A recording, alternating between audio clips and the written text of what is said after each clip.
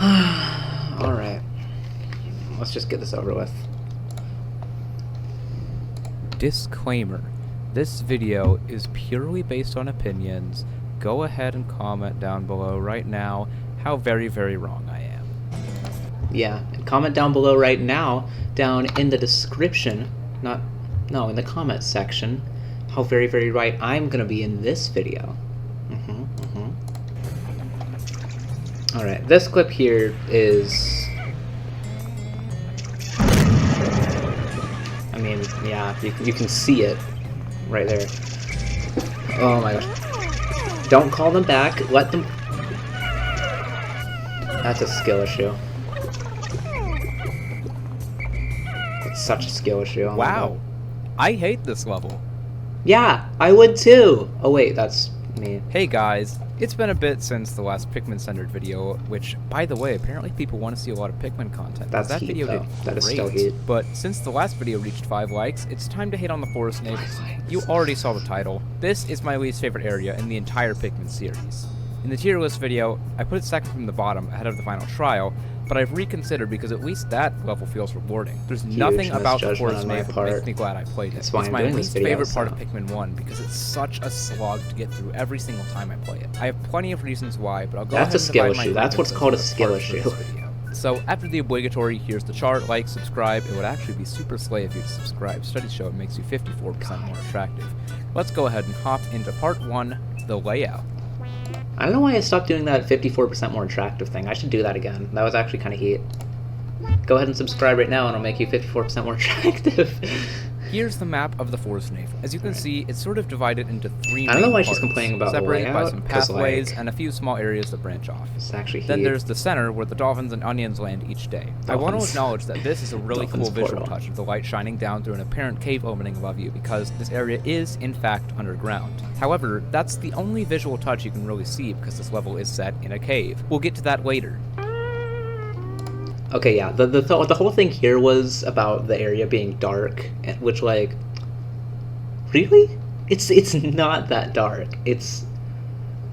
I don't know what, like, 17-year-old me was cooking here, but this was not it. It utilizes water a lot to show off the blue Pikmin, which is really cool, but what isn't cool is the fact that the rimstone section, a word I had to look up because I could not for the life of me figure out what it was called, while it looks really neat, is super annoying to navigate because to get to the bottom you have to take a party of Pikmin through a path filled with fire geysers, That was and then a have skill a bunch issue of and a reds half. Oh carry my both God. parts back through an area filled with enemies. To be fair, And then most only of these one. enemies Oh are my fiery gosh. blowhogs, which I while they used to be shoot so unfairly bad at this fast in game. this game. What are you Pikmin basically doing? invalid. But I Okay, want to talk about this the area more because to Pikmin. get through it, you pretty much just have to take a big party this of is reds and skill kill all issue. the enemies. Yeah, There are the why aren't you doing that aforementioned now? fiery blowhogs, wollywogs, and You shearwigs. just For a side take note, reds. whenever It's that- I fight you're getting shearwigs the in this gravity game, jumper, it's whatever. pretty much just a 50-50 chance whether or not the Pikmin actually decide to kill them for some reason. And then Wait, what were we talking about? Shearwig? Oh yeah, shearwigs. Shearwigs are annoying in this game, that is true. Did have a point there, but that's about shearwigs, not about the Forest Navel, even though... I mean, I guess they're in Distant Spring, too. of course, they immediately start flying and regenerating, and they're really annoying to hit with GameCube controls. Speaking That's of a skill which, issue. I had to go This through whole Ooh. video... So I got so many comments recently. This whole video screams skill issue. Like, I used to be so bad at this game. This video is embarrassing to keep up. Just to get this I'm gonna footage, keep it up because because for it gets whatever views, reason, but, you know. emulators keep deciding they don't want to work for me. So, for my sake, please hit that subscribe button so my suffering is worth something. Anyway, Speaking of making my suffering worth something, last week I uploaded a Starly video, and at the moment I'm recording this like after it's gone up. It's getting like no views. Please, I'll go like link that in the description. I'll put it like up there, like way, you know, you can see it. I'll put that there if I remember. I probably won't, but you know, please go watch that. I worked so hard on it. I'm gonna real quick mention the other two sections of the level, because you go to them pretty much once and then leave forever. First is the little pool section with the anti-dioxin filter, which has 2 Wollywogs close to each other. The pool section is like, it includes the shore, so that's inaccurate. There's an area next to it with some bomb rocks, which is interesting, I guess, but I'm also going to rant about bomb rocks later in the video, and you already saw the opening of this bomb rock thing you just got away. Then there's the boss arena with the puff stool, which for some inexplicable reason also has a Wollywog right there next to it. The puff stool itself is a really cool concept. You're going to put an enemy there. What other enemy are you going to put there? Odd take for me, considering the context of this. Okay, the whole issue with this video and like my old Pikmin videos in general is just me not understanding a single thing about game design. Because like, what are you gonna do if the Wollywog isn't there? Just like walk on through? They're like some shear grubs and that's it? Like, no, there's gotta be some kind of obstacle to more so prevent you from taking back the I forgot what it was called, but the little wing, the little wing for the dolphin. Like, if that Wollywog's not there, it's just so much easier. You have to actually like get rid of the obstacle. You have to be able to traverse the land, and you have to work for that. Video, it really could have done with more difficulty. The puff stool is really easy to beat if you just go in with a party of reds, swarm it, and then that is true. The puff stool is pathetic in this game. It really doesn't have much health, and a shorter stun time could really. It's also just like disappointing in Pikmin 4. This actually is a pretty neat segue into my next section. Omega Stabilizer, that's what it's called. The enemies. Yeah. I've already talked about most of this section is a skill issue too. So let's talk about my undying hatred for Wollywogs. I learned on my playthrough yeah, this one's valid. This one's valid. Footage that if you just wait for them to land and then swarm them with a full party of reds, you can pretty much just barely insta-kill them. However, the two I mentioned earlier near the anti-dioxin filter in the water, far enough that if you want to kill them, you have to use blues. There are probably going to be a few casualties. For those who don't know, why'd you click on this video if you don't know how Pikmin works? Wollywogs attack by floating up in the air and stomping itself down on your Pikmin. In other games, its hitbox is much more forgiving, but in this game, is true, it basically kills any Wollywogs Pikmin kill like 20 to 30 Pikmin per stomp. In any way. It's really annoying and this makes is going to kill like 5 dudes. I also want to elaborate a bit more on fiery blowhogs and say that they shoot fire way too fast in this game. It's actually crazy how fast they shoot, but like, worse, just use reds. It's like not that hard. Which is about how long Olmar's stunned if he gets hit by fire. Okay, that's crazy. Like that was wild when I first saw that, because like they all got like directly hit by the fire. Olmar got stunned, and then they all just immediately died. That's still wild. This would be fine if they weren't everywhere in the middle of the stage, including like 4 or 5 in the enemy filled section I mentioned earlier. This one being like hidden over here was kind of then there's the infamous red one. It's not difficult, just annoying. Unless you have either really good aim or a Wii remote, you're not killing this thing in one cycle. I have really good aim, apparently. It's kind of just there to mess with you and give you the space. That was a decent shot. You've already heard my thoughts on most of the other enemies in the stage, and I don't really hate sheer grubs and honey wisps, so let's go ahead and complain about the puzzles like for the first time, I guess. The puzzles are heat. What are you yapping about? Oh my, I forgot how awful this video is. Jeez. Okay. First, I'll get the ones that are alright out of the way. First, there's the gravity jumper, which you have to build a couple bridges to get. Okay, gravity jumper's nice. Behind it is a problem, but I'll talk about that later. It's near the blowhog pit, as I've decided to dub it, but there aren't too many tough enemies in the way. The Libra used to be one of my least favorites, but it's easy enough to get your Pikmin away from the fire geysers, and you can just bring apart. There's the issue. We're judging this entirely based on difficulty and how much you like getting them and how like not annoying they are. Okay, so at the end of the day, we're talking about game design here. We're not talking about difficulty or being annoying, though those do often tend to come into play in terms of game design. The Libra is an amazingly designed treasure. You have to use all 3 types of Pikmin. You have to build a bridge, which could let you go to the end of the fire area and get the computer. I think it's the interstellar radio, or maybe like the little CPU thing. But whatever treasure's over there, you can send a few Pikmin onto the bridge and go get that. And you can multitask. You can use good Dandori to get both treasures much faster.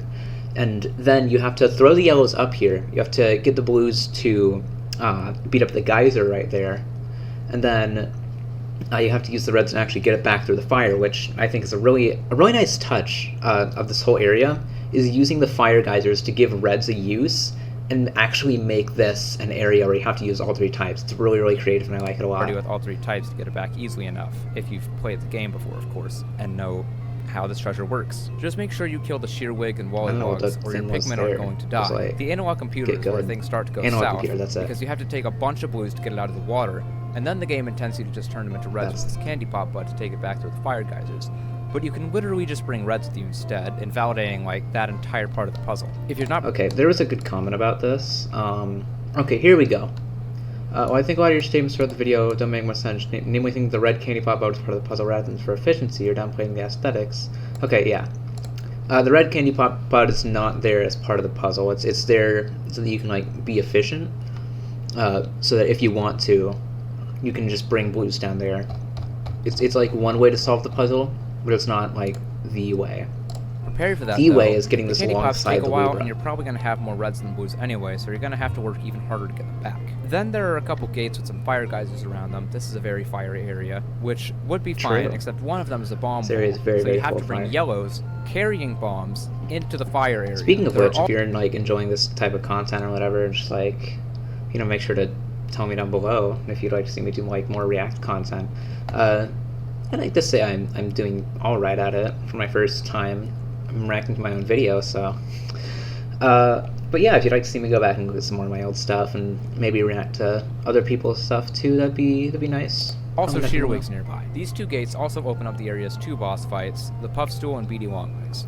Beady's annoying in this game, but not as bad. That's something I really like about this area actually, is that two of the like the big boss fights are like right next to each other, and they're like a bunch of gates right there that are just like it's very convenient to access them. One thing I don't like still is the fact that there are fire geysers right outside of the bomb wall to access Beady. I think that was just like a that's still just a really annoying thing that I think they shouldn't have done. Just like put the fire geysers right where you're gonna want the yellows, but you can always bring reds there. And I mean, I think they wanted to make this kind of like the reds big area, so that's fair enough. But personally, I don't like That it. is the rest of Force Navel. I actually almost forgot to mention the automatic gear when writing the script because of how forgettable it is. Automatic gear is the treasure that's supposed to be easy. It's like the battery and Forest of Hope, or just like pretty much anything near the base in Distant Spring, but I can't really think of any one treasure. I think Distant Spring is supposed to have like a bunch out there that you're like supposed to think, oh, this is the easy one I'm supposed to get first, and then you end up wasting half of your first day like just trying to get those instead of like actually using good Dandori, which I think is a really clever design philosophy actually. You're supposed to build one of those stick things across, but you can literally just throw a few yellows and call it a day. The parts are either annoying or lackluster with a few fun exceptions. At the very least, it still feels kind of rewarding to get back those few treasures you didn't sacrifice 30 Pikmin over, but of course, I still had to mention the absurd amount of bomb walls and few bomb rocks. Oh boy, here we go. Use Megalovania for These this clips because right this is here the part where I'm show ranting the just most. how volatile the mechanics of this game. How the heck This is a new or is a skill casual player issue. supposed to know you can't whistle specifically bomb rock carry? There was a comment about this one too. Right here. How is a newer casual player supposed to know you can't whistle specifically bomb rock carrying a Pikmin already thrown? The game literally explains this the first time you use a bomb rock. Well, I think it's like the first time you lose a Pikmin to a bomb rock, so if you're just like good at the game, then you don't need it, but then you're good at the game and you don't need it. Must be vigilant. What the heck? Most be vigilant. Pikmin are dismissed by pressing X. Keep their... I can't do a good Almar voice. Pikmin are dispersed by pressing X, bring their bombs when I call them back. Pikmin are pressing A, drop their bombs when I call them back. Keep clear of the explosion. When I touch them directly, they keep their bombs and fall in line. Yeah, that's just like mashing through text, which, to be fair, I have ADHD, but still. Instead of the ones you've dismissed. Like, you have to bump them. I sure love losing 18 Pikmin because this game's controls are whack. Pikmin is a game that I like to be able to play casually. It is an annoying thing, though. I like the fixed in Pikmin 3. Pikmin 2 and 3, I can just play through without having to know just have every them, little like, nuance drop of them the when work you and still throw have a them, lot of fun but with them. With then one, some of the I can't enjoy it unless I things don't work, meticulously but strategize and know all the right paths. I enjoy... It's just a game design thing. I think this game is designed around being able to throw bomb rock Pikmin, and Pikmin 3 isn't. It's just game design at the end of the day. But that's because 3 actually Which is has something I good clearly controls didn't and understand mechanics. when recording this This video. is, in my opinion, where 1 shows its age. This clip I from also Fran didn't Rims, understand that you're who you not should supposed subscribe to. to because he makes great content, is how I feel about 1. But Pikmin 1, I mean, it was the first in the series, so Nintendo really had nothing to base, like, what to make the game out of, you know? Like, they couldn't figure out what fans wanted. They just had to put it out there, so they put Pikmin out there. I love every What Pikmin. happened to the quality? Oh my gosh. But yeah, on that topic, thanks to Frangrams for letting me use his footage there.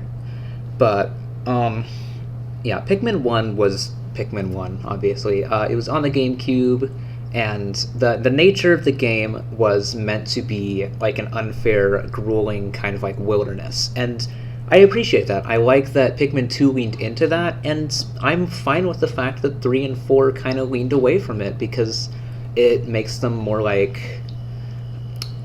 accessible, I guess, to newer players. And some people might have problems with that, but I don't. I think it's a good thing to let newer players get into the series, and it's a good thing that the games are becoming less infuriating. But yeah, that's just kind of a nothing burger of a point. Like, game, but 1 is definitely my least favorite for reasons that just don't seem to bother other. yeah, 1 is still my least favorite, not for the reasons of being bad, but just because I like the other ones better. Pikmin 2 has been my favorite for a long time. Pikmin 4 is Pikmin 4, and it's my new favorite. It's everyone's new favorite because it's Pikmin 4. Pikmin 3 was like objectively the best one before Pikmin 4, and while I feel like it's kind of fallen off, like it's not as special, it's not like as refined compared to the other games, I still enjoy it. Pikmin 1 I've just never had enough fun with to really have it up there, but it's still a great game, as all the Pikmin games are, except Hey Pikmin, keep your rage comments in the comments section. I don't have a Twitter anymore, so you can't ping me there. I might have a Twitter by the time this comes out. I need to promote my videos more, but, you know. At the end of the day, though, it's all just based on opinions. And that's the video.